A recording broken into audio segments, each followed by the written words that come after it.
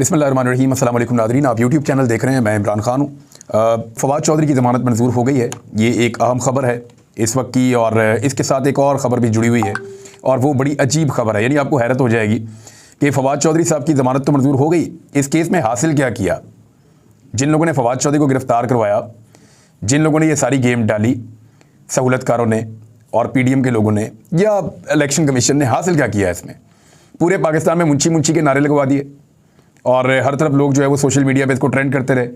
फवाद चौधरी को पहले से एक बड़ा हीरो बना दिया, और ना सिर्फ हीरो बना दिया बल्कि फवाद चौधरी ने यानी टक्कर का बंदा होने का सबूत दिया। वो बड़े डट के खड़े हुए थे हर जगह पे, और मुस्कुराते रहे वो हर जगह पे। उनकी अहलिया भी बेचारी हर जगह पे आती रहीं, उनकी बच्चियाँ भी जेल तक मिलने के लिए गईं, और उनकी फैमिली ने, उनके दोस्तों ने, उनकी पार्टी ने उनका साथ भी दिया। पर ये चंद दिनों के अंदर फवाद चौधरी साहब ने जो सख्तियाँ बर्दाश्त कर ली हैं, इसके बाद उनका सियासी कद बड़ा ही है, और जिन लोगों ने उनके ऊपर ये सख्तियाँ डालने की कोशिश की है वो सियासी नुक्ता नज़र से भी तबाह हुए हैं, और उनकी बदनामी भी खासी ज़्यादा हुई है। फवाद चौधरी को पहले तो जनाब एक मरतबा जुडिशल किया गया, फिर फैसला दोबारा तब्दील हो गया एक और अदालत में अपील करके, फिर दोबारा रिमांड पे चले गए, फिर दोबारा 2 दिन के बाद जुडिशल किया गया, और फिर उसके बाद अब ज़मानत के लिए अप्लाई किया। फिर एक दिन जो है वो सरकारी बंदे ही नहीं पहुँचे, और उसके बाद अब जब ज़मानत हुई है तो उसके बाद का मैं आपको मामला जो है वो ये सामने आपके रख देता हूँ कि सेशन जज ताहिर महमूद खान का अमला ताले लगाकर चला गया। इसी दफ्तर से फवाद चौधरी की ज़मानत का रोबकार जारी होना है। अमले ने नंबर्स बंद कर लिए हैं, ये सदीक जान साहब ने ट्वीट किया। ये ताले लगे हुए आपको तस्वीर नज़र भी आ रही होगी। तो ये इस किस्म की कार्रवाई डाली गई है। यानी पाकिस्तान के अंदर इस अंदाज में चीज़ों को कंट्रोल किया जाता है कि आखिरी वक्त तक कोशिश की जाती है कि बदला लिया जाए। ये बदले वाला एटीट्यूड है क्या। यानी आज हमारी इमरान खान साहब से मुलाकात भी हुई, कुछ और सहाफ़ी मौजूद थे, आरिफ हमीद भट्टी साहब थे वहाँ पे, चौधरी गुलाम हुसैन थे, हमारे जो हैं वो हबीब साहब थे, हबीब अकरम साहब थे, उनके साथ जो है वो आर्या मकबूल जान साहब थे, और उसके अलावा अयाज खान साहब थे, दीगर और सहाफ़ी थे, मैं सबका नाम नहीं ले पा रहा, लेकिन वहाँ पर मौजूद थे। इन सहाफ़ियों की इमरान खान साहब से बातचीत हुई, कुछ बातें उन्होंने की। उन्होंने कहा जी मुझे नाअहल किया जाएगा और मुझे गिरफ्तार भी किया जाएगा। इसके लिए इमरान खान साहब को जो इन्फॉर्मेशन पहुंची है वो अब उसका मैं आपको तफसील बता देता हूं। जब मैंने आज उनसे दोबारा कंफर्म किया उस बात को, तो उन्होंने कहा कि बाकायदा तहरीरी तौर पे गारंटी दी गई है नवाज शरीफ साहब को कि ये सारा कुछ करके दिया जाएगा। बाकायदा ये यहाँ से क्लेम आ रहा है। इमरान खान साहब ने क्रिकेट की मिसाल दी। हम लोग सुन रहे थे, उन्होंने कहा क्रिकेट को आप लोग समझते हैं, तो मैं वहाँ से आपको मिसाल देता हूँ कि 2 टीमों का मैच हो रहा है, और मैच इस तरह किया जा रहा है कि एक टीम को ज़बरदस्ती टूर्नामेंट में घुसाया गया है जो आ ही नहीं सकती थी, वो टीम PDM की है। फिर ना सिर्फ घुसाया गया बल्कि उस मैच के कवानीन तब्दील कर दिए गए जो सूट करते हैं उस टीम को। फिर उसके बाद उनके अपने अंपायर्स लाकर खड़े किए गए जो उनको सूट करते हैं। फिर हर तरह की फेवर उस टीम को दी जा रही है। एक तरफ तो ये किया जा रहा है, और दूसरी जानिब जो टीम है उनके कैप्टन को मैच से डिस्क्वालीफाई करने की कोशिश की जा रही है कि इसको तो बाहर निकालें, और उस पर पाबंदी लगाने के बाद जो दीगर खिलाड़ी हैं उनको भी जख्मी किया जा रहा है। और ना सिर्फ ये सब किया जा रहा है बल्कि उसके बाद जो PDM की टीम का 12वां खिलाड़ी बाहर बैठा हुआ है नवाज शरीफ, उसको भी एक पहलवान बना के बीच में लाने की कोशिश की जा रही है। तो ये इस तरह का मैच करवाया जा रहा है, और इसके बावजूद इमरान खान साहब ने कहा पूरा समय मुकाबला करेंगे, डट के उन्होंने कहा मुकाबला करेंगे। अपने जख्म के बारे में इमरान खान साहब ने बड़ी इंपॉर्टेंट कुछ डिस्कशन की है। हमने जब उनसे बार बार पूछा कि आपको निकलना तो होगा, आप एहतजाज करने निकलें, चाहे आप इलेक्शन कैंपेन करने निकलें, बाहर तो आपको जाना पड़ेगा, सिक्योरिटी के थ्रेट्स भी हैं, कंसर्न्स भी हैं, इसके बावजूद। तो इमरान खान साहब ने कहा कि देखिए मैं निकलूंगा बेखौफ होकर और अपनी इलेक्शन कैंपेन चलाऊंगा। मैं अपने लोगों के लिए काम कर रहा हूं, मेरा कोई ज़ाती फ़ायदा नुकसान तो इसमें है नहीं, तो मैंने निकलना है, हर हाल में निकलना है। मैंने पहले भी गोलियाँ खाई हैं, और मैं खतरनाक सूरत हाल के लिए तैयार हूँ, और मैं जानता हूँ कि किसने क्या किया। हमने कहा जी आपको आसिफ अली जरदारी के खिलाफ आपने जो एक स्टेटमेंट दिया है, वो कि आपने चले एक आपके पास इंफॉर्मेशन है, उसकी बुनियाद पे आपने एक प्रीएम्प्टिव स्ट्राइक की है कि पहले से ही मैं ये चीज़ कर देता हूं ताकि इस सिचुएशन को अवॉइड किया जा सके, और अगर नहीं किया जा सकता तो बंदे तो एक्सपोज हो जाएं। लेकिन इसकी एक कीमत होती है, जब आपको अदालत में लेकर जाएंगे डेफेमेशन के केस में, तो आप क्या करेंगे। तो इमरान खान साहब बड़ी देर हंसते रहे। उन्होंने कहा आसिफ अली जरदारी जब डेफेमेशन में लेकर जाएगा तो ये तो क़यामत की निशानी होगी। हमने कहा जी वो कैसे। उन्होंने कहा डेफेमेशन इस बुनियाद पर होती है कि मेरी रेपुटेशन मुतासर हुई है, तो अदालत में हम आसिफ अली जरदारी से सबसे पहले ये पूछेंगे कि पहले साबित करो कि आपकी रेपुटेशन है। पहले तो अपनी रेपुटेशन साबित कीजिए, उसके बाद फिर आप ये कहेंगे कि आपकी रेपुटेशन जो है वो मुतासर हुई है। तो ये इमरान खान साहब ने बड़ी अजीब किस्म की बात की, और हम वो सुन रहे थे। और बात तो ठीक है, अगर आप पब्लिक ओपिनियन लें तो आसिफ अली जरदारी साहब की वो वाली रेपुटेशन तो है जो इल्ज़ाम उन पे इमरान खान साहब ने लगाया। पाकिस्तान के बहुत सारे लोग कहते हैं कि बेनज़ीर भुट्टो साहबा के कत्ल के बेनिफिशरी आसिफ अली जरदारी साहब हैं, और PMLN के लोग जरदारी साहब पे इस कत्ल के इल्ज़ामात बार बार लगाते रहे हैं। इमरान खान साहब ने अपने जख्म के बारे में बताया, उन्होंने कहा जी मेरी जो दाईं टांग है, और ये मैं पहले भी आपको बता चुका हूँ और ये डॉक्टर ने भी बताया था, उसकी जो फ्रंट वाली हड्डी है वो चिप हो गई थी, यानी जो गोली लगी है वहाँ से एक हड्डी का एरिया जो है वो टूट गया था और वो हड्डी वहाँ से चिप हो गई थी। उसके बाद इमरान खान साहब की उस हड्डी को जोड़ने के ऊपर काम हो रहा है। अब उसके डॉक्टर्स ने मुख्तलिफ तरीक़ेकार इमरान खान साहब के पकौल वो होते हैं, उन्होंने कहा जी कि प्लस्तर भी किया गया और मेरी ट्रीटमेंट चल रही है, साथ कुछ दवाइयाँ हैं, साथ कुछ उसकी वो थेरेपीज़ हैं, वो जैसे भी वो करते हैं। तो इमरान खान साहब ने कहा कि मैं उस मरहले से गुजर रहा हूँ। अगर मैंने रिस्क लिया और मैंने जल्दबाजी की, हालांकि मुझे बहुत जल्दी है बाहर निकलने की, लोगों में जाने की, लेकिन अगर मैंने जल्दबाजी की और ये चोट मेरी दोबारा से ताज़ा हो गई तो फिर अगले 2-3 महीने तक मैं काम नहीं कर पाऊंगा। तो इसलिए मैं इसके मुकम्मल ठीक होने का डॉक्टरों की हदायत के मुताबिक इंतज़ार कर रहा हूँ।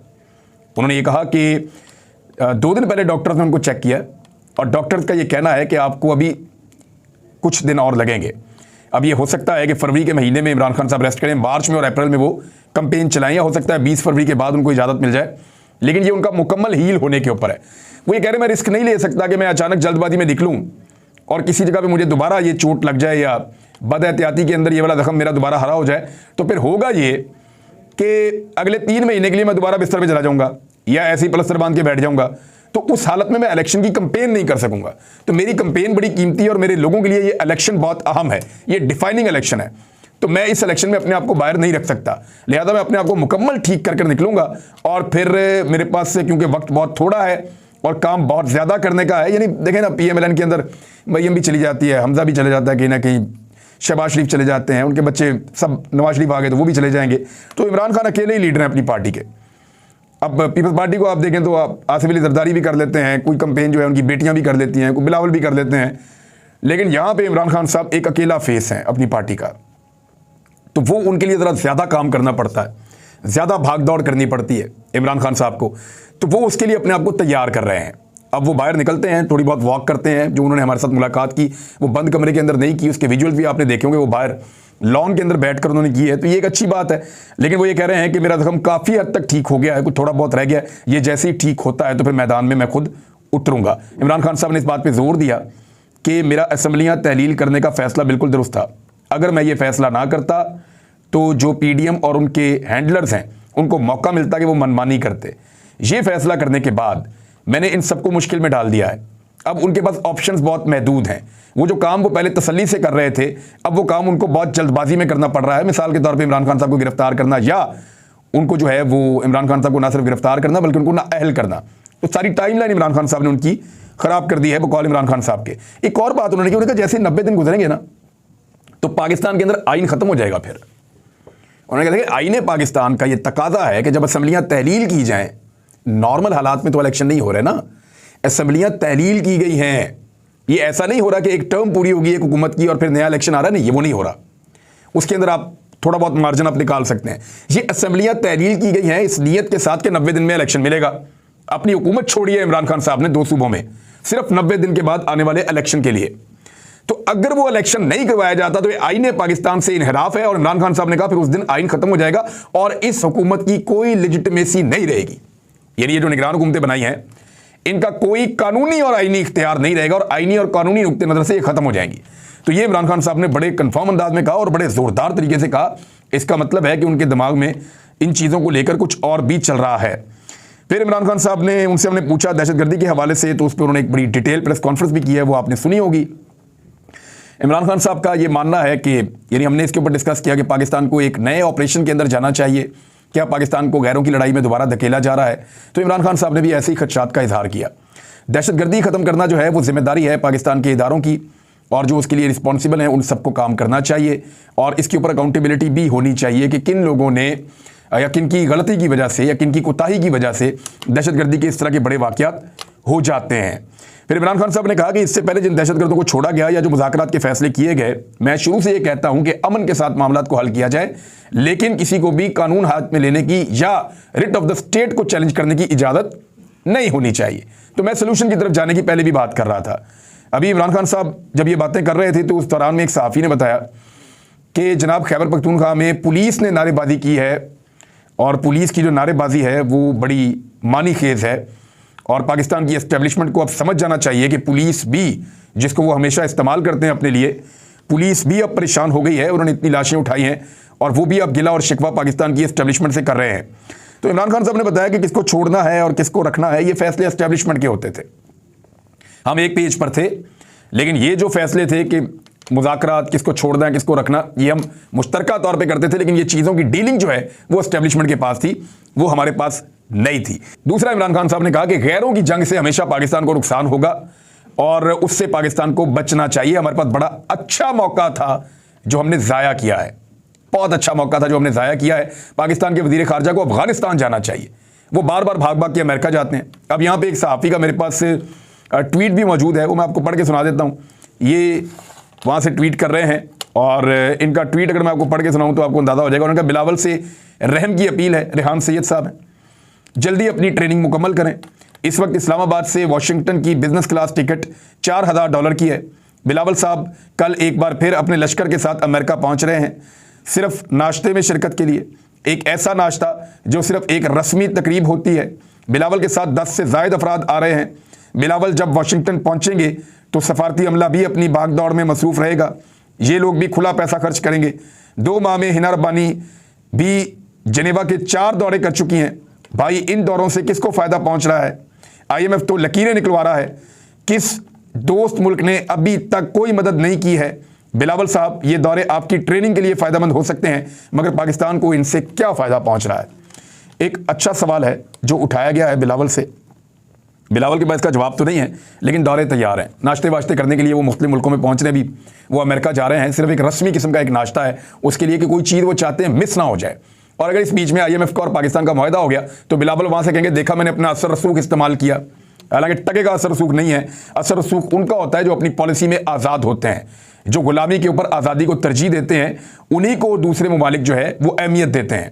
उधर मरियम नवाज साहिबा ने बंद हॉल के अंदर कन्वेंशन किया भावलपुर जाके। यानी एक तरफ तो जलसों से बेचारे कन्वेंशन पे पहुंच गए हैं और वो जो वर्कर कन्वेंशन हैं वो भी बंद कमरों के अंदर, और बंद हॉल के अंदर कन्वेंशन किया। बहुत थोड़े से लोग थे और उस हॉल के अंदर भी मरियम नवाज ने अपनी सिक्योरिटी के लिए खारदार तारें और इस तरह की चीज़ें बिछाई हुई थी। वहाँ राणा सनाउल्लाह ने भी खिताब किया। राणा सनाउल्लाह साहब का ये कहना है कि इमरान खान साहब को, यानी अजीब चीज़ है कि ये डेमोक्रेसी में कैसे बिलीव कर सकते हैं। इमरान खान को माइनस ना किया तो मुल्क सानहे से 2-4 हो जाएगा।